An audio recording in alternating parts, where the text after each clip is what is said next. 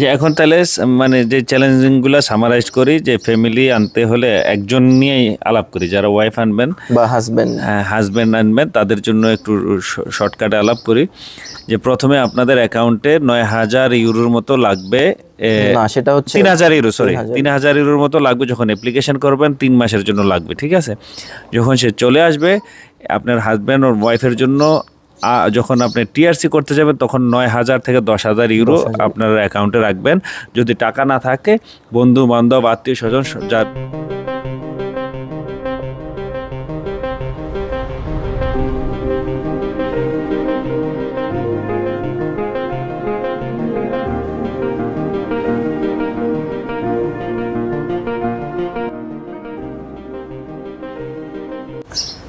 আসসালামু আলাইকুম সবাইকে।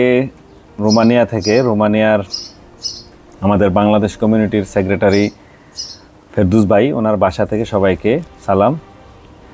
আমি সাইফুল ইসলাম, সাইফুল ওয়ার্ল্ড থেকে আপনাদেরকে স্বাগতম জানাচ্ছি। আজকে আমরা রোমানিয়ার বাংলাদেশ কমিউনিটির তরফ থেকে কিছু চ্যালেঞ্জিং বিষয় নিয়ে আলাপ করব। যারা অনেকে আমাকে জিজ্ঞেস করেন, ভাই ফ্যামিলি আনতে অনেক কষ্ট হচ্ছে, ফ্যামিলি কিভাবে আনা যায়, তারপরে আবার আরও অনেক ধরনের কোশ্চেন করেন যে রোমানিয়ার বর্তমান অবস্থা নিয়ে কিছু ইনফরমেশান দেন, তারপরে রোমানিয়াতে কেন অবৈধ হয়ে যাচ্ছে সেটা নিয়ে কিছু ইনফরমেশান দেন। তো এই আনুষাঙ্গিক সব জিনিস ইজি করার জন্য আজকে ভিডিওটি করছি। আমাদের সাথে একজন অভিজ্ঞ ভাই আছে, যে আমাদের কমিউনিটির, বাংলাদেশ কমিউনিটির বর্তমান আইন সম্পাদক। তোমার নামটা একটু যদি পরিচয়টা দিতে। আসসালামু আলাইকুম, আমার নাম হচ্ছে আবু নাইম। আমি হচ্ছে বাংলাদেশ কমিউনিটি ইন রোমানিয়ার আইন বিষয়ক সম্পাদক। এবং আমাদের সাথে আরও আছে বাংলাদেশ কমিউনিটির দপ্তর সম্পাদক। তোমার পরিচয়টা নিজে একটু দাও। আসসালামু আলাইকুম, আমি মোহাম্মদ মিজানুর রহমান। আমি রোমানিয়াতে বুখারেস্টে জব করছি প্রজেক্ট ইঞ্জিনিয়ার হিসেবে। এবং মিজান কিছু চ্যালেঞ্জিংয়ের মধ্যে পড়ছে, যেই চ্যালেঞ্জিং জিনিসগুলো নিয়ে আজকে আমরা আলাপ করব।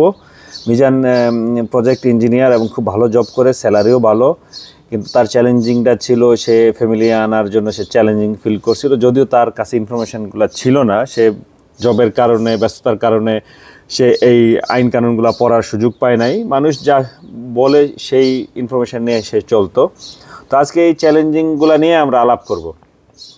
সে প্রথমে আমি রাকিবকে জিজ্ঞাসা করব যে রোমানিয়াতে ফ্যামিলি নিয়ে আসার যে প্রসিডিউরটা, ওটা যদি একটু তুমি ডিটেলস বলতা আমার, মানে বাংলাদেশ কমিউনিটি রোমানিয়ার তরফ থেকে যে একটু ডিটেলস অডিয়েন্সদের বুঝাই দিতে, যে ফ্যামিলি আনার ফুল প্রসিডিউরটা তুমি একটু ডিটেলস বুঝাই দিবা। আর মাঝখানে যদি তোমার কোনো পার্সোনাল কোনো কোশ্চেন থাকে তুমি করবা। তুমি আমার মাইকটা আমি আপাতত মিজানকে দিলাম, আমাদের মাইক শর্ট তোমার কাছে রাখো। এটা তোমরা ফ্যামিলি প্রসেসটা নিয়ে আপাতত আলাপ করে একটু, এরপরে অন্যান্য চ্যালেঞ্জিং নিয়ে আলাপ করবো। হ্যাঁ, আচ্ছা। রোমানিয়াতে ফ্যামিলি নিয়ে আসার যে প্রসেস, সেখানে হচ্ছে মূলত মানে দুইটা স্টেপে সেটা হচ্ছে আগায়। তো প্রথমে আপনাকে যেটা হবে, যে রোমানিয়াতে ফ্যামিলি নিয়ে আসার যে প্রসেস, সেটাকে বলা হচ্ছে ফ্যামিলি রিউনিফিকেশন। তো এক্ষেত্রে আপনি হচ্ছে আপনার মানে ফার্স্ট ব্লাড যারা আছে, এক্ষেত্রে প্রায়োরিটির বিষয় আছে। যেমন রোমানিয়াতে হচ্ছে আপনি বউ নিয়ে আসতে পারবেন, বাচ্চা নিয়ে আসতে পারবেন, বা আপনার যদি কোনো এমন সন্তান থাকে যাকে আপনি দত্তক নিয়েছেন তাকেও নিয়ে আসতে পারবেন, এবং আপনার বাবা মা। কিন্তু বাবা মার যে বিষয়টা হচ্ছে, বাবা মার বিষয়টা হচ্ছে একটু ডিফিকাল্ট। কেন ডিফিকাল্ট হয়? আপনার বাবা অথবা মাকে বাংলাদেশে তাকে একা হইতে হবে। একা বলতে যে হয়তো আপনার বাবা মারা গেছে, আপনার মা আছে, কিন্তু এখানেও প্রশ্ন হচ্ছে যে আপনার যদি ভাই বোন থাকে সেই ক্ষেত্রেও সে আসতে পারবে না। তাকে একেবারে পুরোপুরি একা হইতে হবে, এবং তার এমন কোনো ডিজিজ থাকতে হবে যে সে বাংলাদেশে কাজ করার উপযুক্ত না। তার মানে হচ্ছে যে আপনি তার একমাত্র দেখাশোনা করার মানুষ। এমনি আপনি তাকে ইনভাইটেশন দিয়ে নিয়ে আসেন ঘুরতে যাওয়ার জন্য, কিন্তু রিইউনিফিকেশনের যে বিষয়টা হচ্ছে, সে এসে আপনার সাথেই থাকবে।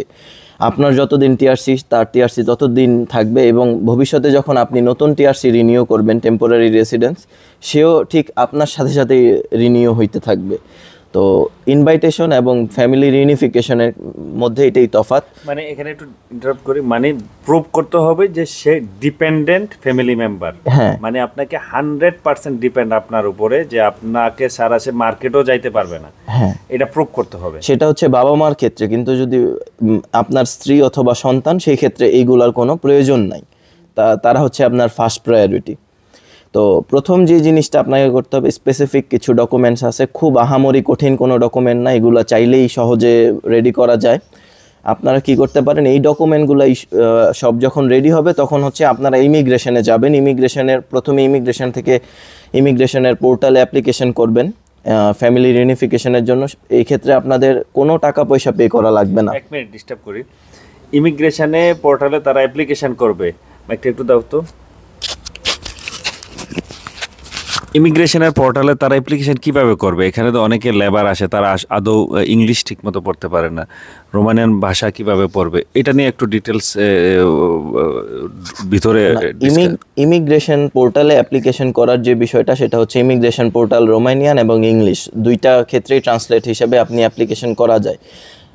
যদি আপনি কোনোভাবে না করতে পারেন অ্যাপ্লিকেশন, সেই ক্ষেত্রে ইমিগ্রেশন রিলেটেড অ্যাপ্লিকেশন যারা করে, এখানে আমার জানা মতে এইরকম লোকজন অভাব নেই, বিশেষ করে যারা রোমানিয়াতে স্টুডেন্ট আছে তারা করতে পারে। অথবা যদি আপনি একান্তই না বুঝে থাকেন, আমার সাথে পার্সোনালি যোগাযোগ করতে পারেন, আমি আপনাদের ইমিগ্রেশনের যেই অ্যাপ্লিকেশনটা আছে সেটা করে দেবো। এটা মানে কোনো রকেট সায়েন্স না, খুবই ইজি। আপনি জাস্ট অপশনগুলো আসবে, ওই অপশনগুলো ফিল আপ করবেন, আপনার ডিটেলস দিবেন, ডিটেলস দেওয়ার পর যেই ডকুমেন্টসগুলো আসবে সেই ডকুমেন্টসগুলো আপলোড করবেন।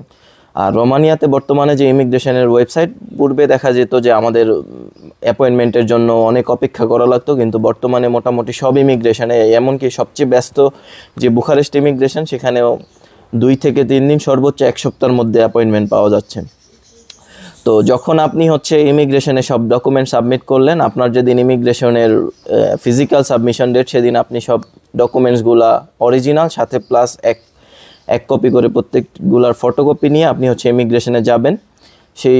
আর ডকুমেন্টসের যে লিস্টগুলা, সেটা আমি হয়তো সাইফুল ভাইকে দিয়ে দিব, তিনি হচ্ছে অ্যাড করে দিবেন ভিডিওর ডেসক্রিপশনে। একটু বলে দাও তারপরেও। এখন আপাতত সব ক্লিয়ারলি মনে নেই, তবে মেইন যেই ডকুমেন্টসগুলো সেটা হচ্ছে, যেমন যদি বাচ্চা আনতে চান, বাচ্চা আনতে চান, বউয়ের ক্ষেত্রে ম্যারেজ সার্টিফিকেটটা লাগবে, এবং ম্যারেজ সার্টিফিকেটটা হইতে হবে সুপার লিগালাইজড। মানে হচ্ছে প্রথমে আপনাকে বাংলাদেশের নোটারি করাইতে হবে, সে ইংলিশ ট্রান্সলেট করে সেটা নোটারি করতে হবে। তারপর আপনাকে যেতে হবে আইন মন্ত্রণালয় করার পর পররাষ্ট্র মন্ত্রণালয়। যখন বাংলাদেশ থেকে এই সব কিছু করে নিয়ে আসার পর, এখানে বাংলাদেশ যে অ্যাম্বাসি, সেই অ্যাম্বাসি থেকে আপনাকে আবার লিগালাইজড করাইতে হবে। বাংলাদেশ অ্যাম্বাসি থেকে লিগালাইজড করানোর পর আপনাকে যেতে হবে রোমানিয়ান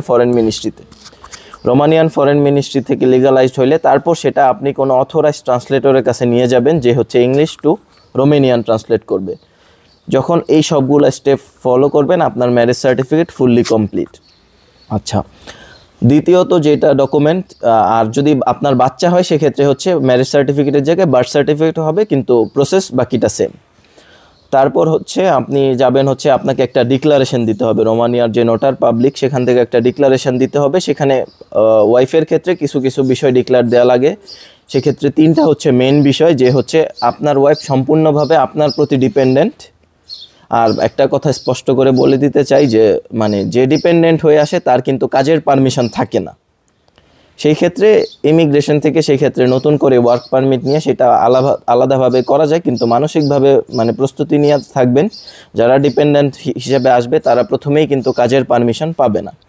তো ওই নোটারটাই আপনার এইভাবে উল্লেখ করা থাকবে যে আপনি হচ্ছে সেখানে সে আপনার প্রতি ডিপেন্ডেন্ট, আপনারা একসাথে থাকবেন, এবং হচ্ছে আপনার যে স্ত্রী সে হচ্ছে কোনো বায়োগামী বা পলিগামী কোনো সমস্যায় আক্রান্ত না, মানে বহুগামিতা যাকে বলে, বা মানে রোমানিয়াতে আপনার যেই এলজিবিটি, এটা হচ্ছে রোমানিয়াতে বৈধভাবে ইল্লিগাল আইন অনুযায়ী। তো আপনার যে পার্টনার, সে হোক আপনার হাজব্যান্ড বা আপনার ওয়াইফ, সে যেন এইরকম কোনো সমস্যায় না আক্রান্ত থাকে, এই জন্য আপনাকে এটা ডিক্লারেশন দিতে হবে। আর যদি আপনার বাচ্চা হয় সেই ক্ষেত্রে বাচ্চার ক্ষেত্রেও যে ডিক্লারেশন আছে সেগুলো আপনি যদি নোটার পাবলিকের কাছে যান সেইটাও সেখানে ওরা ওইভাবে তৈরি করে দিবে। বাচ্চাদের ক্ষেত্রে মূল যে বিষয়টা যে বাচ্চারা আপনার সাথে থাকবে একই বাসায়। এরপর আপনি হচ্ছে আপনার বাসার কন্ট্রাক্ট লাগবে। এখানে যেই বিষয়টা ইম্পর্টেন্ট, আপনার বর্তমান টিআরসিতে যেই অ্যাড্রেস আছে, আপনার যে ডিক্লারেশন হবে এবং যে হোম কন্ট্রাক্ট প্রত্যেকটির ঠিকানা একই সেম হতে হবে। যদি কোনো কারণে এগুলো সেম না হয় আগে আপনার টিআরসি চেঞ্জ করতে হবে, তারপর বাকি প্রসেসে আগাইতে হবে অ্যাড্রেসের জন্য। তারপর যে বিষয়টা হচ্ছে সবচেয়ে ইম্পর্টেন্ট আমার মতে মনে হয় এবং ব্যয়বহুল, সেটা হচ্ছে একটা পারফেক্ট বাসা। কারণ আপনি যদি রোমানিয়াতে আপনার ফ্যামিলি নিয়ে আসতে চান সেক্ষেত্রে হচ্ছে আপনার রোমানিয়ান ফ্যামিলি স্ট্যান্ডার্ড বাসা। আপনি যদি চিন্তা করেন যে আমি হচ্ছে বাসা শেয়ার করে থাকবো, সেটা হয়তো আপনি পরে থাকতে পারেন, কিন্তু যখন আপনি অ্যাপ্লিকেশন করবেন তখন বাসা একটা ইম্পর্টেন্ট ফ্যাক্টর, যেহেতু আপনার অ্যাপ্রুভালটা হাতে পাওয়ার আগে আপনার বাসায় পুলিশ ইন্সপেকশনে আসবে। হয়তো কিছু বিশেষ ক্ষেত্র থাকতে পারে যে সময় পুলিশ না আসতে পারে, কিন্তু 100%-এর মধ্যে 90% আপনার বাসায় পুলিশ ইন্সপেকশন আসবে। তো যখন পুলিশ ইন্সপেকশন আসবে তখন সে একদম বলা যায় যে বাংলাতে যেটাকে বলে যে চিরুনি তল্লাশি, যে আপনার বাসা পুরোপুরি দেখবে যে আপনার বাসায় আপনি কাউকে শেয়ার করতেছেন কিনা। কারণ ওদের নিয়ম হচ্ছে যে রোমানিয়ান ফ্যামিলি স্ট্যান্ডার্ডের মধ্যে যে আপনার বাসায় অন্য আর কেউ থাকবে না, শুধু আপনার ফ্যামিলিই থাকবে। এছাড়া বাকি যে ডকুমেন্টসগুলো আছে, এক মিনিট, মানে একটু ক্লিয়ার করে দেই। যেমন আপনি সে যেটা বোঝাতে চাচ্ছে, আপনি 3 রুমের একটা বাসা নিলেন, আপনার 2 বাচ্চা ওয়াইফ সহ আপনি অ্যাপ্লিকেশন করবেন টিআরসির জন্য। তো বাসায় যখন আপনি 2 রুম আছে, ফাঁকা আছে, 1 রুম একটা ভাড়া দিয়ে দিলেন সাবলেটে, কিন্তু রাতের বেলা এমন সময় আসবে যে ওই সময় ছেলে 2টা ঘুমাইতে আছে, রাতে 3টার সময় আসবে, আইসা চেক করবে যে ওই ছেলের রুমে দেখলে তো বোঝা যায় যে এখানে ছেলে থাকে না আপনার বউ থাকে। দেখবে যে ওই ছেলে 2টা ঘুমাচ্ছে, লুঙ্গি সরানো আছে, ব্রাশ পেস্ট সব আসে, সব চেক করে যখন দেখবে যে না এটা তো সাবলেট, এখানে মানুষ থাকতেছে, তো তার মানে আপনি ক্রাইটেরিয়া পূরণ করেন নাই। তাদের ক্রাইটেরিয়া অনুযায়ী ছিল যে 75 স্কোয়ার মিটার একটা বাসা লাগবে এক্সাম্পল। তো আপনি তো একটা রুমে তো 20 স্কোয়ার মিটার, এটা তো মাইনাস হয়ে যাবে, তখন ক্রাইটেরিয়া পূরণ হবে না।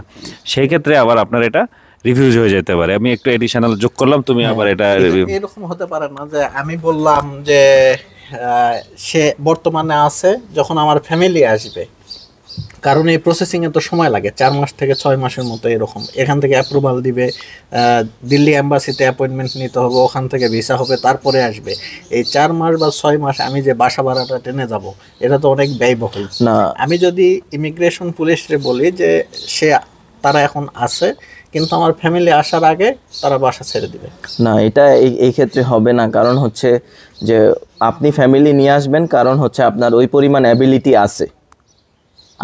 আপনি যদি এখন আপনার ফ্যামিলি নিয়ে আপনি বাসা ভাড়া কন্টিনিউ না করতে পারেন যখন প্রসেসিং স্টার্ট করছেন, তার মানে যখন আপনার ফ্যামিলি আসবে আপনি তখনও পারবেন না। তো সেই ক্ষেত্রে ইমিগ্রেশন এটা কখনোই গ্রহণযোগ্য হিসেবে ধরবে না। আপনি যে ফিনান্সিয়ালি অ্যাবল আপনার ফ্যামিলিকে চালানোর জন্য, কারণ ধরেন আপনি অ্যাবল না, তখন কি আপনার ফ্যামিলিকে নিয়ে আপনি রাস্তায় থাকবেন? তারা তো এইরকম কাউকে এখানে নিয়ে আসতে দিবে না। আর এখানে আরেকটা যে মূল বিষয় হচ্ছে যে ইমিগ্রেশন পুলিশ যখন আসবে সে কিন্তু আপনাকে আগে থেকে জানায় আসবে না যে আমি কালকে আসব। সে আসার হয়তো 10 মিনিট আগে আপনাকে ফোন দিবে যে তুমি যেখানেই থাকো 10 মিনিটের মধ্যে বাসায় আসো। বা এমন হইতে পারে যে সে আপনার বাসার নিচে আইসা বলছে যে তুমি যদি বাইরে থাকো তুমি আধা ঘন্টার মধ্যে এখানে আসো। আপনি যদি না আসতে পারেন সেই সময়, তার মানে সে আপনাকে অ্যাবসেন্ট দেখায়, সে আপনাকে রিজেক্ট করে দিবে।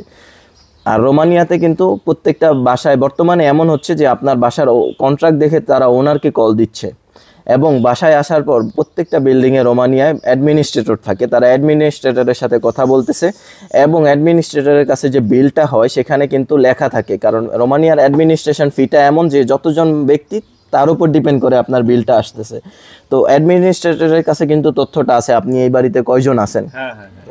ঠিক আছে, ধরেন আপনি যখন কন্ট্রাক্ট করবেন তখন আপনি এবং আপনার ওয়াইফের নামে কন্ট্রাক্ট করতেছেন, কিন্তু আপনার ওনার কিন্তু অ্যাডমিনিস্ট্রেটরকে আপাতত বলতেছে যে এই বাসায় একজন আছে, কিন্তু আপনার অ্যাডমিনিস্ট্রেটর যদি দেখে যে আরও 2 জন আসা যাওয়া করে, তখন সে কিন্তু আপনাকে এখানে 3 জন লিখে রাখবে। তখন ইমিগ্রেশন, ধরেন আপনি এমন চালাকি করলেন যে আমি ইমিগ্রেশন আসার আগে আমি ওই 2 জনকে কোনোভাবে সরাই দিলাম, কিন্তু ইমিগ্রেশন যখন অ্যাডমিনিস্ট্রেটরের কাছে দেখবে যে আপনার ওই বাসায় 3 জনের বিল কাউন্ট হইতেছে, তখন কিন্তু আপনি রিজেক্ট।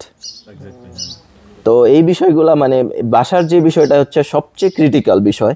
আর বর্তমানে ব্যাংক স্টেটমেন্টটাও একটা বিষয়, ব্যাংক স্টেটমেন্টের বিষয়। বাসা নিয়ে আর একটা কথা বলি।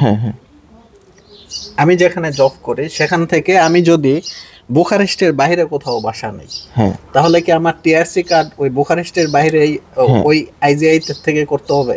হ্যাঁ, যদি আপনার বাসা ধরেন আপনি বুখারেস্টে থাকেন কিন্তু আপনার টিআরসিটা হচ্ছে আপনি বাসাটা নিলেন প্লোয়েস্টের দিকে নিলাম, হ্যাঁ নিলে ওই বা সবচেয়ে সহজ ইনফরমেশন আপনাকে দেই, ধরেন আপনি বর্তমানে বুখারেস্টে আপনার টিআরসি কিন্তু আপনি বাসাটা নিলেন ইলফব, সেই ক্ষেত্রেও আপনাকে নতুন টিআরসি করতে হবে। বা আপনি যদি বুখারেস্টেই টিআরসি থাকে, জাস্ট আপনি এই বিল্ডিং থেকে পাশের বিল্ডিংয়ে গেলেন, তারপরেও আপনাকে ওই বিল্ডিংয়ের টিআরসি করে সেইটাই দিতে হবে এবং যেই বাসার কন্ট্যাক্ট করা হবে সেই বাসাতেই থাকতে হবে। হ্যাঁ, পরবর্তীতে আপনি বাসা চেঞ্জ করতে পারেন, সেই ক্ষেত্রে সমস্যা নেই, কিন্তু যখন আপনি অ্যাপ্লিকেশন করতেছেন ওই বাসাতেই, কারণ ওরা আপনার টিআরসি অনুযায়ী আপনার ওই লোকেশনে আসবে যে আমি এই লোকেশন। ইভেন আমি এরকম এক্সাম্পলও দেখছি যে একজন লোক যখন অ্যাপ্লিকেশন করছে সে ভুল করে, ধরেন একটা বুলেভার্ড, সে হচ্ছে ভুল করে মানে সে থাকে রাস্তার এই পাশে, সে ভুল করে রাস্তার ওই পাশের বিল্ডিং দিয়ে দিছে। যখন ইমিগ্রেশন আসছে সে বলছে যে এটা ভুল হয়ে গেছে, আমি বুঝতে পারিনি, ইভেন সেইখানে তার ওইটা রিজেক্ট হয়ে গেছে, জাস্ট রাস্তার এই পাশ ও পাশ বিল্ডিং হয়ে গেছে। তাদের কথা হচ্ছে তুমি যেটা লিখবা সেটাই থাকতে হবে। এখানে এদের না, এটা সব দেশে এরকম যে প্রপার ইনফরমেশন। আপনি মানে জিনিসটা, আপনি তো এক সিটি থেকে আরেক সিটির কথা বলতেছেন, জাস্ট একই রাস্তায় রাস্তার এই পার ওই পার হয়ে গেছে, সেই জন্য সে রিজেক্ট হয়ে গেছে। আচ্ছা, আর কি কি ইস্যু আসতে পারে এখানে? টাকার ব্যাপার আছে, ফিনান্সিয়াল, যে একজন বাচ্চা থাকলে কত টাকা দেখাইতে হবে, ফিনান্সিয়াল ইস্যু যেটা, সেই ক্ষেত্রে মানে প্রথম যে মিস্টেকটা করে সেটা হচ্ছে যে ব্যাংক স্টেটমেন্ট একটা হিউজ পরিমাণ দেখাইতে হবে, এটা বাস্তব। সেটা হচ্ছে আপনি যখন তারা আসার পর টিআরসির জন্য অ্যাপ্লিকেশন করবেন, সেখানে per person almost 10,000 euro bank statement দেখানো লাগে। কিন্তু প্রাথমিক ক্ষেত্রে যখন আপনি ইমিগ্রেশনের অ্যাপ্রুভালের জন্য অ্যাপ্লিকেশন করতেছেন তখন সেটা অতটা বেশি না, তখন সেটা হচ্ছে আপনার রোমানিয়ান যে মিনিমাম ওয়েজ বর্তমান 4,050 লেই, সেইটাকে আপনি পার পারসন 3 মাসের গুণ দিবেন। তো একজনের আসে 12,150 রন। তো আপনি এবার এটা গুণ করবেন 2 জনের জন্য কত, 3 জনের কত, এটা হচ্ছে মিনিমাম, এটা ব্যাংকে রাখতে হবে। এটার লোক সংখ্যাটা কিভাবে? আচ্ছা, আমি একটু ক্লিয়ার করে নেই যে যদি যারা ব্যাচেলার শুধু নতুন বিয়ে করছে, বউ আনবে, একজন ওয়াইফ, তার বাচ্চা নাই, তাদের ক্ষেত্রে যখন অ্যাপ্লিকেশন করবে তখন কত টাকা দেখায়? তখন হচ্ছে ইমিগ্রেশন ল অনুযায়ী সেটা হচ্ছে, যেহেতু রোমানিয়ার মিনিমাম ওয়েজ 4,050, সেটাকে আপনি 3 মাসের জন্য গুণ করবেন। তো 3 মাস গুণ করলে সেটা 12,150 রন আসে। এটাকে অ্যাকাউন্টে জমা রাখতে হবে। কয় মাসের জন্য? 1 মিনিট, কয় মাসের জন্য? এটা হচ্ছে যখন আপনি অ্যাপ্লিকেশন করতেছেন তখন থেকে যতদিন আপনি অ্যাপ্রুভাল না পান ততদিন রাখাটা বেটার। পূর্বে যা হতো যে পূর্বে মানুষ 1 সপ্তাহ বা 1 দিন 2 দিন রাখলেও হতো, কিন্তু ইমিগ্রেশন বর্তমানে এই বিষয়টাতে কিছুটা স্ট্রিক্ট, কারণ ওরা এই বিষয়টা কয়েকজনের ক্ষেত্রেই দেখেছে যে তারা 1 দিনের ব্যাংক স্টেটমেন্ট রেখে বাকি টাকাটা সরাই ফেলে। আচ্ছা, আর একটু ক্লিয়ার করি, 12,000 রন অ্যাকাউন্টে রাখবে, যদি তার বেতন থাকে 3,000 রন, বউ আনার ক্ষেত্রে সমস্যা হবে না? সেই ক্ষেত্রে সমস্যা নেই। এই ক্ষেত্রে আপনার যারা, এখানে একটা বিষয় হচ্ছে যে বেতন, অনেকে মনে করে যে বেতন একটা ফ্যাক্ট, কিন্তু মানে আপনি জেনে অবাক হবেন যে স্টুডেন্টরাও কিন্তু নিয়ে আসে, এবং বর্তমানে রোমানিয়াতে স্টুডেন্ট যারা ফ্যামিলি নিয়ে আসছে তাদের সংখ্যাই বেশি। ইভেন আমিও আমার ওয়াইফকে নিয়ে আসছি অ্যাজ এ স্টুডেন্ট। তো লিগালি রোমানিয়াতে আমার রোমানিয়ান কোনো ওয়ার্ক কন্ট্রাক্ট নাই, তার মানে আমি হচ্ছে রোমানিয়াতে কোনো জব করতেছি না বা আমি কোনো স্যালারি পাচ্ছি না।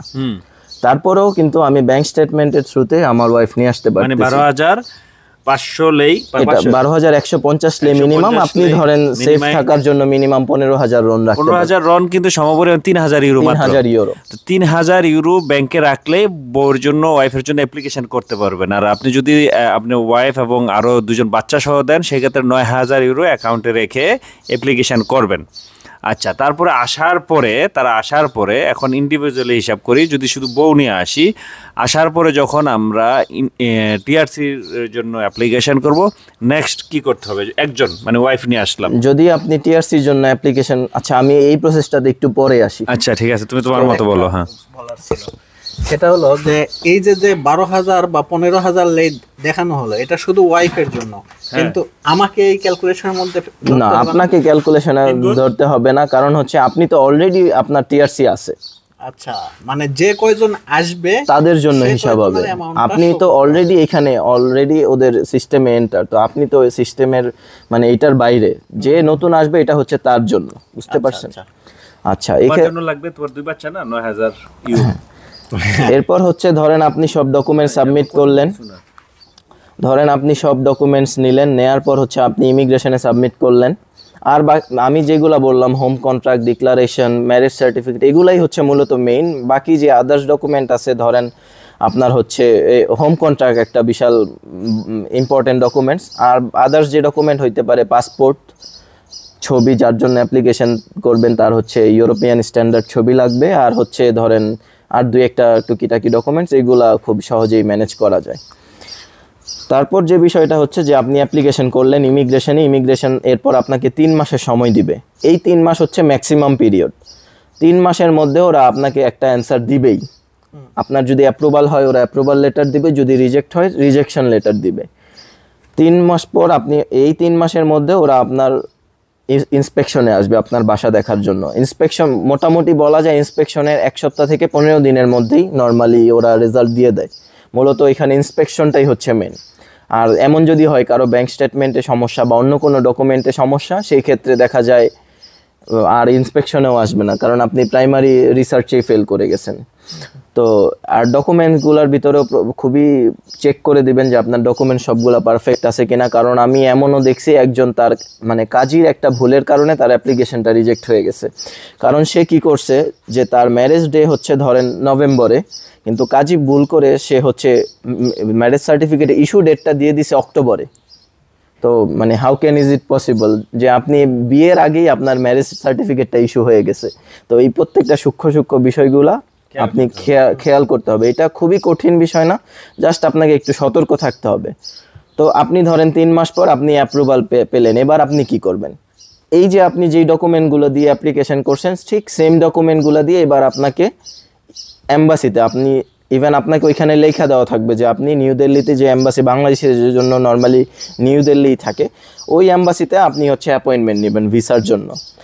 এই ক্ষেত্রে একটা বিষয় হচ্ছে আপনার ধরেন আজকে আপনার ইমিগ্রেশন অ্যাপ্রুভাল লেটারটা ইস্যু হইলো, ওইখানে একটা ডেট দেওয়া আছে। ওই ডেট থেকে 60 দিনের মধ্যে আপনাকে এম্বাসিতে ফিজিক্যাল সাবমিট করাইতে হবে। আপনার যেই ভিসার জন্য 60 দিনের মধ্যে দিতে হবে। যদি 60 দিনের মধ্যে না দেন, সেই ক্ষেত্রে এম্বাসি আপনার অ্যাপ্লিকেশন রিজেক্ট করে দিবে এবং তারা আপনাকে বলবে নতুন অ্যাপ্রুভাল নিয়ে আবার অ্যাপ্লিকেশন করতে। তো এই পিরিয়ডটা খুবই ইম্পর্টেন্ট। এমন না যে আপনি আজকে অ্যাপ্রুভাল পাইলেন আপনি 6 মাস পরে ভিসার জন্য অ্যাপ্লিকেশন করবেন। আপনাকে 60 দিনের মধ্যে করতে হবে। আপনাকে জাস্ট অল্প কিছু 2-1টা ডকুমেন্টস বাড়াইতে হবে, যেমন ট্রাভেল ইন্স্যুরেন্স আর 2-1টা কিছু ডকুমেন্টস, কিন্তু নর্মালি এই ডকুমেন্টসগুলোই থাকবে। জি, যে ডকুমেন্টগুলো রোমানিয়াতে নিয়ে আসতে হবে সেটা কি অরিজিনাল নিয়ে আসতে হবে নাকি ফটোকপি নিয়ে আসলে হবে? ডকুমেন্ট বাংলাদেশে যে অ্যাটাচ করে হ্যাঁ ম্যারেজ সার্টিফিকেট যেটা হ্যাঁ ম্যারেজ সার্টিফিকেট বা বার্থ সার্টিফিকেট এটা অরিজিনাল লাগবে, কিন্তু পাসপোর্টটা হচ্ছে আপনি স্ক্যান কপি হইলে হবে, ওইটা কোনো লিগালাইজেশনও লাগবে না। আচ্ছা, নিয়ে আসার পরে এখানে সাবমিট করার পর এখান থেকে আবার যেটা দিল্লিতে পাঠাইতে হবে সেটা ওই এখানকার আবার যে অরিজিনাল ডকুমেন্টগুলো আছে আপনার অরিজিনাল অ্যাপ্রুভাল লেটার আপনি যদি স্ক্যান কপি পাঠান ওইটা কোনো সমস্যা হবে না, কারণ অ্যাপ্রুভাল লেটারে ওদের যে নাম্বার আছে ওইটা দিয়ে ওরা অনলাইনে চেক করে ফেলতে পারবে। কিন্তু ম্যারেজ সার্টিফিকেট যেটা অরিজিনাল আপনি ট্রান্সলেট করছেন, এরপর হচ্ছে আপনার ডিক্লারেশন, এগুলো অরিজিনাল আপনাকে হয় কারো মাধ্যমে পাঠাতে হবে অথবা আপনি ডিএচএল করে পাঠিয়ে দিলেন। মানে এখানে ইমিগ্রেশন আগে জমা নেবে, তারপরে অ্যাপ্রুভালের সাথে ডকুমেন্টগুলো আবার ব্যাক দিয়ে দিবে? না, ইমিগ্রেশন আপনার থেকে অরিজিনাল ডকুমেন্ট জমা নিবে না। আমি আপনাকে বুঝাই, ধরেন আপনার যে অরিজিনাল ম্যারেজ সার্টিফিকেট তারা ওইটা জমা নিবে না, তারা জাস্ট ওইটা দেখবে, চেক করবে। আর আপনার যে ট্রান্সলেটেড যে কপিটা আছে, যেটা ট্রান্সলেট কপি, আপনি যখন ট্রান্সলেট করাবেন তারা আপনাকে 2টা কপি দিবে। তো ওরা একটা কপি জমা নিবে আর একটা কপি আপনাকে ফেরত দিয়ে দিবে, মানে 2টা কপি থেকে একটা কপি আপনার কাছে থাকবে। ডিক্লারেশন যেটা, ডিক্লারেশনের ক্ষেত্রেও সেম, ডিক্লারেশন আপনি যখন করতে যাবেন ডিক্লারেশন আপনাকে 2টা কপি দিবে। ডিক্লারেশনও আপনাকে অরিজিনালটাই ফুল সেট 2 কপি দিবে, এক কপি এখানে ইমিগ্রেশনে জমা দিতে হবে আর এমবাসিতে প্রত্যেকটা কপির আপনার ফটোকপি দিলেই হবে। এমবাসিতে আপনার ওরা অরিজিনাল কপি লাগবে না, কারণ এই যে অরিজিনাল আরেক কপি সেটা আপনাকে দিতে হবে টিআরসি করার সময়। আচ্ছা, বুঝতে পারছেন? ইমিগ্রেশনে আপনাকে অরিজিনাল কপি দিতে হবে, কিন্তু ওই যে বাংলাদেশ থেকে যে আপনি ম্যারেজ সার্টিফিকেটটা বানাই নিয়ে আসবেন ওইটা কিন্তু আপনার সাথেই থাকবে, ওইটা জাস্ট ওরা দেখবে, দেখে আপনাকে দিয়ে দিবে। আর যদি কখনো মানে হইতে পারে ওরা ভুলে রাইখা দিতে পারে, তো সেক্ষেত্রে আপনার দায়িত্ব হচ্ছে অরিজিনাল ডকুমেন্টগুলো চেয়ে নেওয়া। বুঝতে পারছেন? আচ্ছা, তাইলে এখন নেক্সট স্টেপে মানে নেক্সট স্টেপ, যখন আপনি ধরেন ভিসা পাইলেন, ভিসা পাওয়ার পর আপনাকে আসতে হবে রোমানিয়াতে। আসার পর আপনাকে 90 দিনের মধ্যে এখানকার যে টিআরসির অ্যাপ্লিকেশন সেটা করতে হবে। এই ক্ষেত্রে যে সবচেয়ে বড় যে বাধাটা সেটা হচ্ছে ব্যাংক স্টেটমেন্ট ম্যানেজ করাটা। কারণ তখন আপনার হচ্ছে পূর্বে আপনি যেটা 3 মাসের জন্য দেখাইছেন সেটা আপনাকে তখন 12 মাসের জন্য ব্যাংক স্টেটমেন্ট মিনিমাম ওয়েজ, তখন সেটা হয়ে যায় 48,000 সামথিং লেই। তো সেফ পয়েন্ট হচ্ছে 50,000 রন বা হচ্ছে 10,000 ইউরো দেখানো per person. 10,000 euro per person. তখন যখন আপনি টিআরসির জন্য অ্যাপ্লিকেশন করবেন তখন ব্যাংক স্টেটমেন্ট, তখন ওইটা যেহেতু টিআরসির জন্য অ্যাপ্লিকেশন করবেন, নর্মালি এটা হচ্ছে আনঅফিসিয়াল, যে তখন আপনি হচ্ছে মোটামুটি 1-2 দিন বা 1 সপ্তাহের ব্যাংক স্টেটমেন্ট দেখাইলেও হবে তখন। কারণ যেহেতু এটা আপনার মানে 3 মাসের লং প্রসেস না, সেই ক্ষেত্রে ওইটা অতটা ফ্যাক্ট করবে না।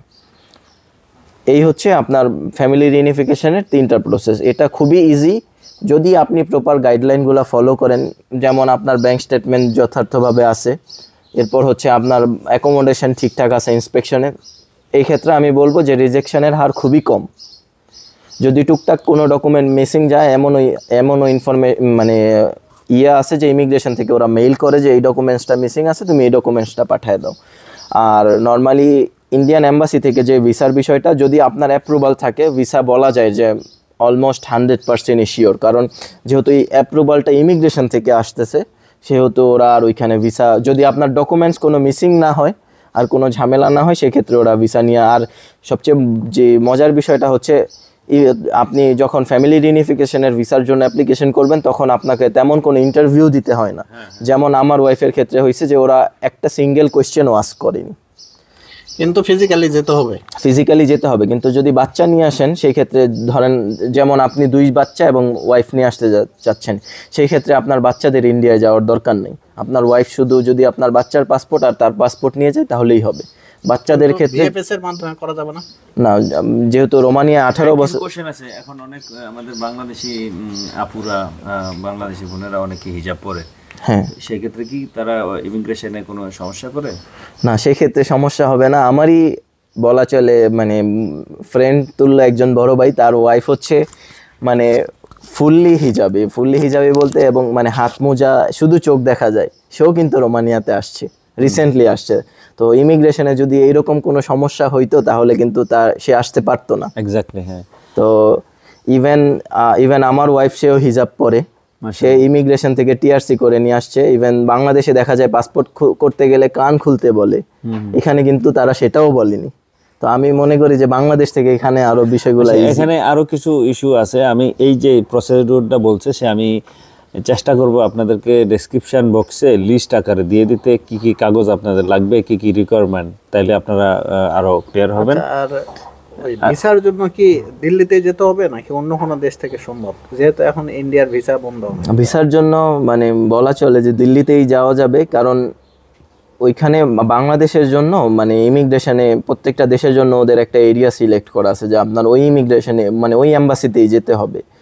তো এম্বাসি যদি কোনো বিশেষ করে, যেমন গত বছর স্টুডেন্টদের জন্য ওরা থাইল্যান্ড এবং ভিয়েতনাম এম্বাসি স্লট খুলছিল, সেজন্য তারা ওই এম্বাসিতে যাইতে পারছে। কিন্তু ফ্যামিলি রিউনিফিকেশনের জন্য এখন পর্যন্ত এমন কোনো সুবিধা তারা দেয় নাই। তো সেই ক্ষেত্রে বলা চলে যে আপনাকে নিউ দিল্লিতেই যাইতে হবে। তারপর বিস্তারিত আপনি যখন ইমিগ্রেশনে জমা করবেন, ইমিগ্রেশনেও কথা বলতে হবে। এমন হইতে পারে যে ইমিগ্রেশন আপনার অ্যাপ্রুভালটা ইস্যু করলো যে আপনি ধরেন লেটস সে টার্কিশ এম্বাসি থেকেই আপনি ভিসাটা করাইতে পারবেন তুর্কিতে, কিন্তু তুর্কিশ এম্বাসি যদি আপনার ওই ফাইলটা না নেয়, সেই ক্ষেত্রে কিন্তু আর হবে না। তো আপনাকে 2 দিক থেকেই শিওর হইতে হবে। ইমিগ্রেশন মানে আমি যদি চাই ইমিগ্রেশনে রিকোয়েস্ট করে আমার এই ভিসার প্রসেসটা আমি রোমানিয়ান এম্বাসি যেহেতু দিল্লিতে আছে ওখানে না করায় বাংলাদেশে যে ইউরোপিয়ান এম্বাসি আছে, না সেটা না, এটা না, সেটা হচ্ছে উল্টোটা। আমি বলতেছি তোমাকে, মনে করো নেপালে রোমানিয়ান এম্বাসি আছে, নেপালে রোমানিয়ান এম্বাসিতে মেইল করবে, এবং তুমি ইন্ডিয়াতে যে ভিসাটা পাও না, এটা রিজেকশন লেটারটা সহ ইমেল করবে যে দেখো আমি তো নিউ দিল্লিতে রোমানিয়ান এম্বাসিতে ইমেল এই অ্যাপ্লিকেশন করছিলাম, তারা আমাকে উইথাউট এনি রিজন আমাকে রিজেক্ট করে দিয়েছে ইন্ডিয়া, আমি তো ইন্ডিয়া যেতে পারছি না, আমি কিভাবে তোমাদের এম্বাসিতে অ্যাপ্লিকেশন করবো, তুমি কি আমার অ্যাপ্লিকেশনটা নিবা? তখন তারা স্যাক্রিফাইস যদি করে যে হ্যাঁ আমরা নিব, তখন যাবা। ম্যাক্সিমাম ক্ষেত্রে করে, তবে তারা ডকুমেন্ট চায়। তুমি যে নিউ দিল্লিতে ট্রাই করছিলা ওটা ডকুমেন্ট দাও। সেই ক্ষেত্রে এটা শিওর না করবে কিনা, তারপরে মনে করেন যে এখানে বিষয় থাকে, কারণ ফ্যামিলি রিউনিফিকেশনে আপনি যে বিষয়টা হয়, আপনি যখন ইমিগ্রেশন থেকে অ্যাপ্রুভাল করতেছেন, অ্যাপ্রুভালটা পাচ্ছেন, ওরা আপনার সব ডিটেলসগুলো ওরা ফরওয়ার্ড করে। ওই যে আপনার অ্যাপ্রুভালের মধ্যে একটা এম্বাসি ওইখানে উল্লেখ থাকে যে নিউ দিল্লি এম্বাসি, ওইখানে বলাই থাকে যে আপনি কোন এম্বাসিতে যাবেন, অ্যাপ্লিকেশন করবে সেই ক্ষেত্রে হ্যাঁ। তবে এইটা একটু ডিফিকাল্ট। নর্মালি বাংলাদেশ থেকে ইন্ডিয়ার ভিসা, এইটাও একটু ক্লিয়ার করি, বাংলাদেশ থেকে ইন্ডিয়ার ভিসা বন্ধ আছে, কিন্তু সেটা ট্যুরিস্ট ভিসা। আপনি যদি কোনোভাবে অ্যাপয়েন্টমেন্ট ম্যানেজ করতে পারেন, ইন্ডিয়ান কিন্তু আপনার ডাবল এন্ট্রি ভিসা কিন্তু এখনো হচ্ছে। কারণ এই তুমি আগে অ্যাপয়েন্টমেন্টটা নিবা, তাহলে ভিসা দেওয়ার সম্ভাবনা। আপনার যদি ডকুমেন্টস ঠিক থাকে সেক্ষেত্রে ইন্ডিয়ান ভিসা হচ্ছে। কারণ আমার ওয়াইফ আসছে রিসেন্টলি, আমার পরিচিত আরো 2 জনের ওয়াইফ আসছে, তারাও রিসেন্টলি আসছে। তারা এমন না যে ইন্ডিয়ান ক্রাইসিস শুরু হওয়ার আগে আসছে। তোমার কি আর কোনো এই ফ্যামিলি এবং ইয়া নিয়ে কোনো কোশ্চেন আছে? বাচ্চাদের যে বিষয়টা, যে যেটা বললেন, তারপর আমি আরেকটা ইস্যুতে ঢুকবো। বাচ্চাদের যে বিষয়টা, যে আমার 2টা বাচ্চা আছে আর ওয়াইফ ইন্ডিয়াতে, আমার ওয়াইফ শুধু বাচ্চাদের ডকুমেন্ট নিয়ে গেলেই হবে। হ্যাঁ, যারা মাইনর মানে হচ্ছে 18 বছরের নিচে, তারা আপনার ওয়াইফ অথবা যদি ভিএফএস দিয়েও পাঠান বা অন্য কাউকে দিয়ে পাঠান সেই ক্ষেত্রেও হবে, কিন্তু 18 মাইনাস হইতে হবে, মাইনর যাদেরকে বোঝানো হয়। সেটা যদি আপনার ওয়াইফ নিয়ে যায় বাচ্চাদের ছাড়া, সেই ক্ষেত্রেও হবে। এবং যে বিষয়টা হচ্ছে, আপনি যদি চান যে ঠিক আছে আমি ইন্ডিয়াতে স্টে করব না, পাসপোর্ট উঠাই নিয়ে আসবো, যখন ভিসা হবে তারা আমাকে মেইল করবে, আমি আবার পাসপোর্ট নিয়ে যাব, সেই ক্ষেত্রেও এটা সম্ভব। আমার পরিচিত যারা আসছে, আমার ওয়াইফ সহ, তারা সবাই এরকমই করছে। তারা ইন্ডিয়াতে একদিনের জন্য গেছে, এম্বাসিতে সব ডকুমেন্ট জমা করছে এবং পাসপোর্ট নিয়ে তারা চলে আসছে। যখন আবার ভিসা হয়েছে, এম্বাসি আমাদেরকে মেইল করছে, আমরা পাসপোর্ট নিয়ে তখন ভিসা স্টিকার লাগাই নিয়ে তারপর এখানে আসা। মানে এম্বাসি আমাকে 2 মাস পরে অ্যাপয়েন্টমেন্ট ডেট দিল। কথার কথা, অ্যাপয়েন্টমেন্ট ডেটের আগেই তো আমি ভিসা নিয়ে নিলাম ইন্ডিয়ার। অ্যাপয়েন্টমেন্ট ডেটের আগে ইন্ডিয়াতে গিয়ে পাসপোর্ট জমা দিয়ে ইন্টারভিউ দিয়ে আবার আমি ওই পাসপোর্ট তুলে নিয়ে বাংলাদেশে চলে আসবেন। হ্যাঁ, পরে যখন পজিটিভ আসলে আবার গিয়ে, হ্যাঁ, বর্তমানে রোমানিয়ান এম্বাসি আপনার ভিসা পজিটিভ নাকি নেগেটিভ সেটা ইমেইলেই উল্লেখ করে দিচ্ছে। তো সেই ক্ষেত্রে আপনার মানে অনিশ্চয়তার কিছু নাই যে ভিসা হয়েছে কি হয় নাই। আর আরেকটা যে ইম্পর্টেন্ট বিষয় সেটা হচ্ছে ভুলে গেছি। আচ্ছা যাক, এটা পরে আমি একটু সামারাইজ করি জিনিসটা আপনাদের। ভাইয়া মাফ করুন, বলো। ভিসা হয়ে গেল, হ্যাঁ, ভিসা হওয়ার পরের প্রসেসটা কি? ইন্স্যুরেন্স বা অন্য কিছু? ভিসা হওয়ার পরে ফ্যামিলি ভিসা হইলে তো আর কোনো প্রসেস নাই, জাস্ট সে প্লেনের টিকিট কাটবে আর রোমানিয়া চলে আসবে। ম্যান পাওয়ার করা বা না, রোমানিয়ার ক্ষেত্রে ম্যান পাওয়ার নাই। ম্যান পাওয়ার তো লাগবে শুধু ওয়ার্কারদের জন্য, যারা এখানে কাজ করতে আসছে। যেমন স্টুডেন্টদের জন্য ম্যান পাওয়ার লাগে না, ফ্যামিলির জন্য ম্যান পাওয়ার লাগে না। যারা হচ্ছে রেমিটেন্স পাঠায় বা এখানে কাজের ভিসা আসতেছে তাদের জন্য ম্যান পাওয়ার লাগে। কিছুদিন পরে ম্যান পাওয়ার বন্ধ করে। আর ম্যান পাওয়ার যে জিনিসটা সেটা হচ্ছে বাংলাদেশ ইমিগ্রেশনে দরকার হয়। এটা কিন্তু এটা বন্ধ করে দিবে। এটা কিন্তু কোনো লিগ্যাল ডকুমেন্ট না যে রোমানিয়াতে কিন্তু কখনো কাউকে ম্যান পাওয়ার দেখতে চায়নি। তাহলে ভিসা হওয়ার পরে জাস্ট টিকিট কাটবে আর চলে আসবে। ম্যান পাওয়ারের ব্যাপারে আরেকটু বলি, যেমন ওয়েস্টার্ন দেশে কোথাও ম্যান পাওয়ার লাগে না। আমার কোম্পানিতে আমার যে আত্মীয়স্বজন যাদেরকে আনছে, মানে ডাইরেক্ট টিকিট কাটছে চলে আসে, ম্যান পাওয়ারের কোনো ফাংশন নাই। এটাও রোমানিয়া থেকে উঠাই দিবে তারাও আস্তে আস্তে, কারণ রোমানিয়া তো সেনজেনের ভিতরে ছিল না, তো একটু বাইরে ছিল, এই আরবিক স্টাইলের দেশ হিসেবে ধরতো। তো এটাকে আস্তে আস্তে এটা ম্যান পাওয়ার বন্ধ করে দেবে। আচ্ছা, যে জিনিসটা তখন মনে আসতেছিল না সেটা হচ্ছে, অনেকে ভাবে যে আমার তো 2 মাসের মেয়াদ আছে, 60 দিনের মধ্যে আমার এম্বাসি যদি আমি ফেস না করি সেই ক্ষেত্রে আমার ওইটার তো মেয়াদ শেষ। কিন্তু এম্বাসির অ্যাপয়েন্টমেন্ট পাইতে তো অনেক সময় লাগে। ওয়ার্কিং যেই মানে ওয়ার্ক ভিসার যে এম্বাসি অ্যাপয়েন্টমেন্ট আর ফ্যামিলি ভিসার অ্যাপয়েন্টমেন্ট টোটালি ডিফারেন্ট। নর্মালি আপনি অ্যাপ্লিকেশন করার 15 থেকে 20 দিনের মাথায় আপনি অ্যাপয়েন্টমেন্ট পেয়ে যাবেন। কারো যদি এমন হয় যে আমি 1 মাস পরে অ্যাপ্লিকেশন করছি, আমার আর 1 মাস মেয়াদ আছে, সেই ক্ষেত্রে তারা আগেও অ্যাপয়েন্টমেন্ট দেয়। এমনও হয়েছে যে আমি দেখছি যে তারা আজকে অ্যাপ্লিকেশন করার পর আপনার 5 দিন পর অ্যাপয়েন্টমেন্ট দিয়ে দিছে। তো দুইটা আলাদা, কখনো মিলাইতে যাবেন না। কারণ ওয়ার্কের ক্ষেত্রে যা হয় যে আপনি আজকে অ্যাপ্লিকেশন করলে আপনাকে 6 মাস পর অ্যাপয়েন্টমেন্ট দিচ্ছে এম্বাসি। ফ্যামিলি ভিসায় কিন্তু জিনিসটা এরকম না। কিন্তু যদি এরকম হয় যে আমি ইন্ডিয়ার রোমানিয়ান এম্বাসির অ্যাপয়েন্টমেন্ট ডেট পাইলাম 15 দিন পরে, হ্যাঁ, এই 15 দিনের মধ্যে আমি ইন্ডিয়ার ভিসা ম্যানেজ করতে পারলেন না, সমস্যা নাই। সেই ক্ষেত্রে আপনি তখন আবার নতুন করে অ্যাপ্লিকেশন করবেন যখন আপনি ইন্ডিয়ান ভিসা ম্যানেজ করতে পারবেন। হ্যাঁ, নর্মালি ডাবল এন্ট্রি ভিসা আপনি যদি অ্যাপয়েন্টমেন্ট নিয়ে জমা দিতে পারেন, ইন্ডিয়ান যে ভিসাটা এখন হচ্ছে ডাবল এন্ট্রি, সেটা সর্বোচ্চ 3 থেকে 1 সপ্তাহের মধ্যে আপনি হাতে পেয়ে যাচ্ছেন। যে এখন তাহলে মানে যে চ্যালেঞ্জিংগুলো সামারাইজ করি, যে ফ্যামিলি আনতে হলে একজন নিয়েই আলাপ করি, যারা ওয়াইফ আনবেন বা হাজবেন্ড, হাজব্যান্ড আনবেন তাদের জন্য একটু শর্টকাটে আলাপ করি। যে প্রথমে আপনাদের অ্যাকাউন্টে 9,000 ইউরোর মতো লাগবে, না সেটা হচ্ছে 3,000 ইউরো, সরি 3,000 ইউরোর মতো লাগবে যখন অ্যাপ্লিকেশন করবেন, 3 মাসের জন্য লাগবে, ঠিক আছে। যখন সে চলে আসবে আপনার হাজব্যান্ড ওর ওয়াইফের জন্য, যখন আপনি টিআরসি করতে যাবেন তখন 9,000 থেকে 10,000 ইউরো আপনার অ্যাকাউন্টে রাখবেন। যদি টাকা না থাকে বন্ধু বান্ধব আত্মীয় স্বজন যা বিশ্বস্ত লোক থেকে টাকা ধার করে রাখতে পারবেন। আপনি কত বেতন পান সেটা এখানে জরুরি না, আপনার বাকি ডিটেলস আমরা লিখে দেব। এবং আজকের জন্য ভিডিওটি এখানেই শেষ করলাম। ভিডিওটি যেহেতু দীর্ঘায়িত হয়ে যাচ্ছে তো সবার মতামত নিলাম। এখন লাস্ট আমরা যাচ্ছি বাংলাদেশ কমিউনিটি ইন রোমানিয়ার দপ্তর সম্পাদক ইঞ্জিনিয়ার মিজান। মিজান, তুমি 1 মিনিটের ভিতরে তুমি আমাদের কমিউনিটির লোকজন অথবা বাংলাদেশি ভাইয়েরা যারা এখানে আছে তাদের সম্পর্কে কিছু বলে দাও। ভাই, আমরা বাংলাদেশি, আমাদের এই কমিউনিটি করার উদ্দেশ্য হলো আমরা সকল বাংলাদেশি একই ছাতার মধ্যে আসি, সবাই একসাথে এখানে মিলেমিশে থাকি। সবাই আসুন, আমাদের সাথে সম্পৃক্ত হন। আমরা সবাই আমাদের যে কালচারাল প্রোগ্রাম এইগুলো করি, সবার মধ্যে সম্পৃক্ততা তৈরি হোক, বিপদে আপদে তথ্যে বিভিন্ন বিষয় নিয়ে যাতে আমরা একে অপরের পাশে দাঁড়াইতে পারি। বাংলাদেশ কমিউনিটি ইন রোমানিয়ার শুভকামনা করি এবং যাতে আমরা এটা চিরস্থায়ীভাবে এটা চলতে থাকে, প্রজন্মের পর প্রজন্ম চলতে থাকে এবং এটাতে থেকে মানুষ সুবিধা ভোগ করতে পারে, সেই শুভকামনা করি। ধন্যবাদ সবাইকে। সাইফুল ওয়ার্ল্ডের সাথে থাকবেন এবং আমাদের জন্য দোয়া করবেন যেন আমরা রোমানিয়াতে শক্তিশালী একটা বাংলাদেশি কমিউনিটি করতে পারি, জনস্বার্থে, জনগণের স্বার্থে, যেটা মানুষের স্বার্থে কাজ করবে। ধন্যবাদ। আসসালামু আলাইকুম। আসসালামু আলাইকুম।